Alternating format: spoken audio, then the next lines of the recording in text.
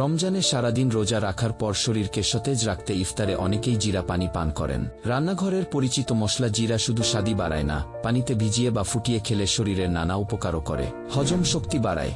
জিরার এনজাইম হজম প্রক্রিয়া সক্রিয় করে ইফতারের পর বদহজম ও পেটের ফাঁপাভাব কমাতে সাহায্য করে। গ্যাস ও অ্যাসিডিটি কমায়। ভাজাপোড়া খাওয়ার ফলে হওয়া গ্যাস্ট্রিকের সমস্যা ও পাকস্থলীর অতিরিক্ত অ্যাসিড নিয়ন্ত্রণে এটি কার্যকর। শরীর ঠান্ডা রাখে। জিরার গুণাগুণ শরীরের ভেতরের তাপমাত্রা স্বাভাবিক রেখে প্রশান্তি দেয়।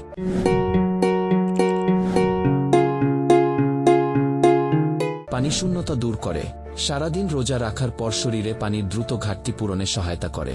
ওজন নিয়ন্ত্রণে সহায়ক। এটি মেটাবলিজম বাড়িয়ে ওজন নিয়ন্ত্রণে ভূমিকা রাখে। রোগ প্রতিরোধ ক্ষমতা বাড়ায়। জিরার অ্যান্টিঅক্সিডেন্ট শরীরের রোগ প্রতিরোধ ক্ষমতা বৃদ্ধিতে সহায়ক। কিভাবে তৈরি করবেন জিরা পানি? 1 গ্লাস পানিতে 1 চা চামচ জিরা সারা রাত ভিজিয়ে রাখুন। সকালে তা হালকা গরম করে ছেঁকে নিন।